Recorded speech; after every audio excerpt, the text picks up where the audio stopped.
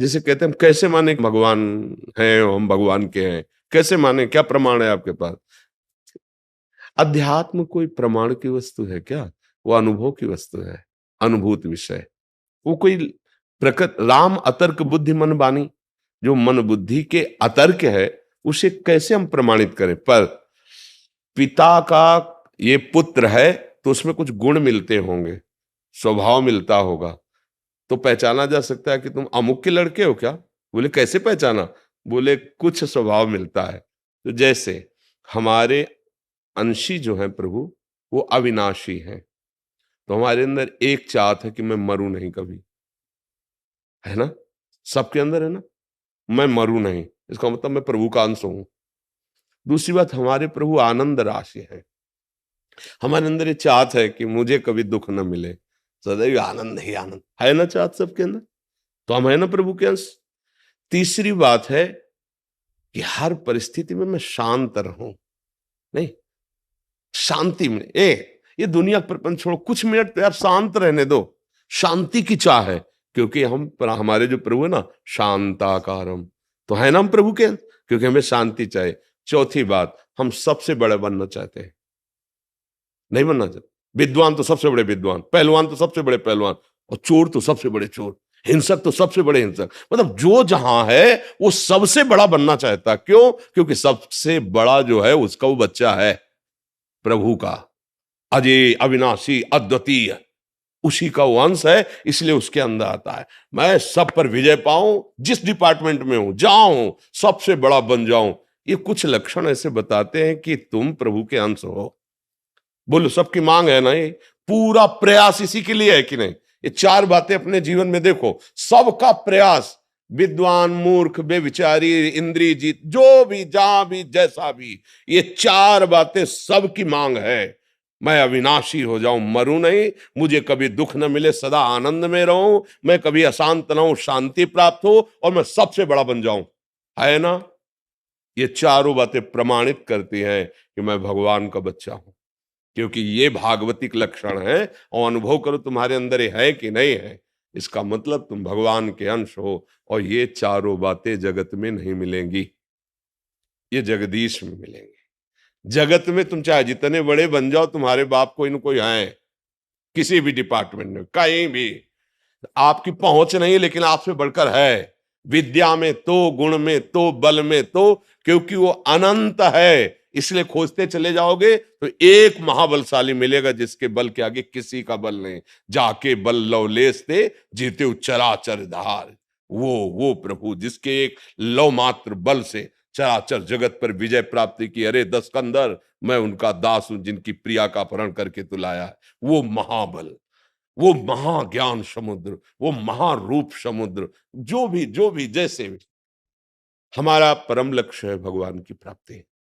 ज्ञानी जन जिसे आत्मा कहते हैं, योगी जन उसे परमात्मा कहते हैं, भक्त जन उसे भगवान कहते हैं, प्रेमी जन उसे अपने प्यारे लाडिले कहते हैं। उनके ये सब शब्दावली हैं, जिस रूप में चाहो, जैसे चाहो, ये यथा माम प्रपद्यन्ते तास तथैव भजामि। जैसे ये भगवान का प्यार देखो, जैसे चाहो, तो आज चाह रहे हो ना पत्नी रूप में, वही बना है, पुत्र रूप में वही बना है, जो तुम दृश्य देख रहे हो भेद में, वही बना हुआ है। मत्ता परतरम नान्यत् किंचित् अस्ति धनंजय, मैं ही मैं हूं, मैं ही मैं। अब बस ये कि तुम चाहते क्या हो। अगर तुम विषय चाहते हो, जगत चाहते हो, तो और कोई नहीं, कृष्ण ही बना हुआ है, कोई नहीं, किंचन मात्र। वो वेद कहता है सर्वम खलमिदम ब्रह्म नेनानास्ति। तो फिर जब किंचन मात्र कोई और है ही नहीं, तो विषय भी तो वही बना है, पर ये तुम जानते नहीं हो, इसीलिए तुम भोक्ता भाव किए हो, यही तुम्हें फंसाए हुए है। इसलिए मन वचन कर्म से गुरुजनों का आश्रय लेकर उनके अमृतमय वचनों का हम आदर करते हुए श्रवण करें, मनन करें और आचरण में उतारें, तो परम लक्ष्य की प्राप्ति निश्चित, क्योंकि वो है, प्राप्त है, केवल अनुभव करना है।